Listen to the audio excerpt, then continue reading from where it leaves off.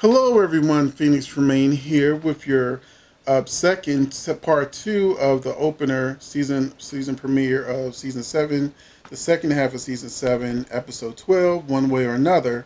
So, as I mentioned in the previous video, I stopped watching the Haven't Have Nots after season 5, so I've missed season 6 and the first half of season 7.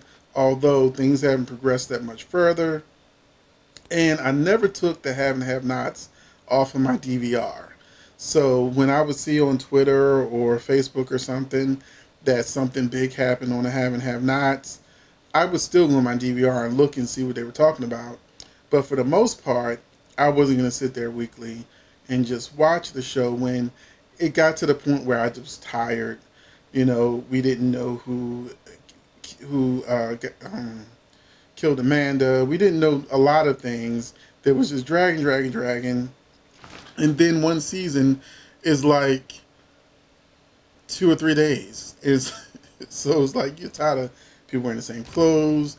And Tyler has amazing plots that keep you hanging on, but he never really concludes anything. And the story just keeps going and going and going. But I was getting to the point where I just needed to conclude some stuff and start some new storylines. But I just wasn't happy with it after a while. But seeing this is the last season, I've decided to come back and once again review the show. And now I'm on episode 12, and I've always had a love-hate relationship with Have and Have Nots. It's usually one episode of Have and Have Nots I absolutely, truly, positively love. That's my show. Those are my characters. I can't wait till next week. And like clockwork, next week I'm like, what the hell is this? Now it's boring again, and it's dragging, and the acting is bad. The acting might have been bad in the previous episode too, but it was still fun. It was so bad it was good, but sometimes bad is just bad. So when we got this episode 12, I was like, oh, here we go. It will prove me right. I always loved the first episode season premiere. I always loved the season finale. All stuff in between, it becomes questionable. So we got Jimmy reveals he had a toy gun the whole time. So then Jim goes ahead and starts berating him again. Mama Rose tries to help Catherine, but she's such a hole to Mama Rose that Mama Rose decided to show her that she's running things. I cursed in here, so I'm trying to clean up my cursing in my review. But, she tries to show her that she's running things. If she wants the lights out, lights out. If she wants people to be quiet, they be quiet. And she pretty much gets everything in order and shows Catherine, her power. She even, has a guard who lets her know, well, you can leave anytime you want to. And she's like, nope, I'm gonna stay here. Like that little young officer said. So there's a huge writing coincidence that leads to Wyatt and Jimmy meeting. Now, I just saw on Netflix a movie called The Sleepover. And in The Sleepover, there's a scene where it's at night and they need to get into a library. And then somebody just comes out taking out the trash, which means the door's open to the library. And one of the characters says, well, that's convenient. Sort of like wink, wink to the audience. Audience, we know this. That's the same way I felt about this. When the police officer leaves his post to go get some coffee with a nurse, saying, oh, why it's not going anywhere. And then Jimmy just happens to be there to actually coincidentally be able to walk in without anyone guarding Wyatt's room. And they just, go back and forth, just, berating each other. And I didn't care. Just saying. Mama Rose reminds Catherine that Wyatt stabbed Vinny. And so, where it seemed like it was going to be a situation where Mama Rose wanted Catherine to do a favor so that she can then have Catherine in her threat. No, now we know they're not going to be friends because Mama Rose knows about the stabbing and she's not going to let that just go. Jeffrey and Madison were at odds when Madison said he couldn't take any more. So that happened.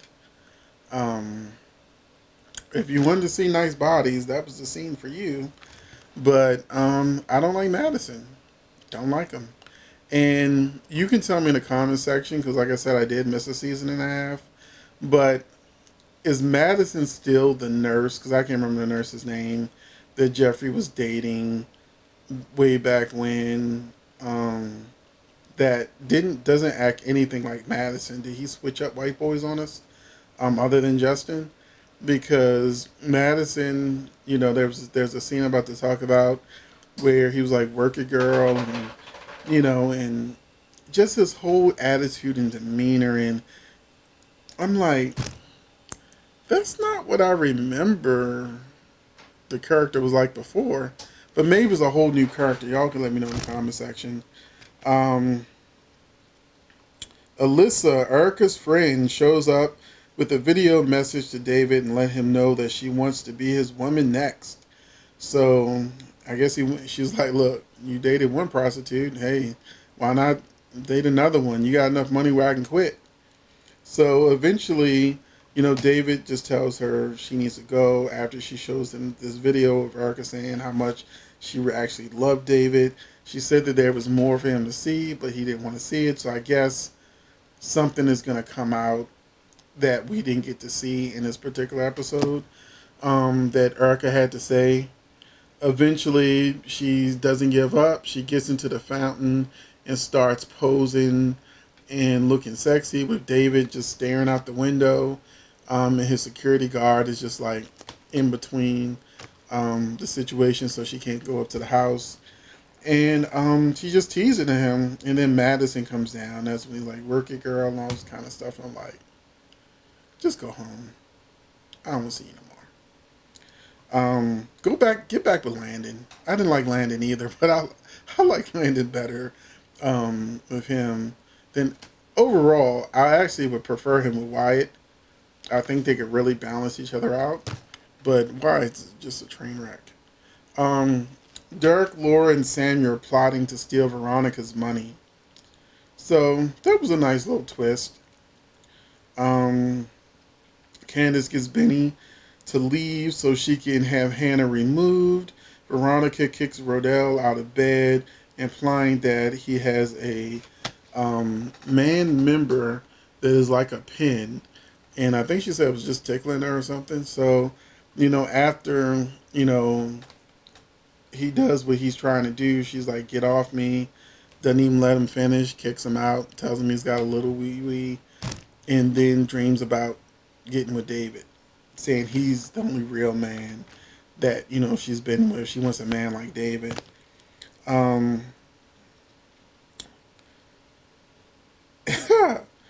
Hannah is dragged out, kicking and screaming. And because y'all know I don't like Hannah, I loved every minute of it.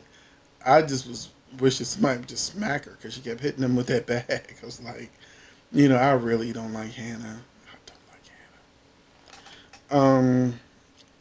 Veronica, let me see, Hannah, John and Don are mad that Hannah has Catherine's power of attorney and that they've decided they're going to have to trick Hannah into being a scapegoat for the money, the $5 million they're trying to steal. Benny calls Veronica to get info on Dirk, which is Candace's father, and she tells him to come over with 2 condoms. Oliver gets coke from a henchman and mentions that his dad wants to run for president. The Malones arrive at the jail, and the young cop is like, trying to do his job. Y'all need to leave. Mama Rose, she's not leaving. She'll leave when it's time for her to go to court tomorrow morning. And they're like, who arrested her? And he finally said it was me. So one of the guys goes to the camera, covers it up, and Vinny shoots him in the head. So that's how the show ended. So, yeah. I enjoyed the have and have-nots. I definitely always knew that I was going to come back for the last season. Tyler doesn't disappoint me most of the time with have and have nots. So, I'm here for the ride. I hope you're here for the reviews. And let me know what you thought about the show in the comment section. Thank you for watching.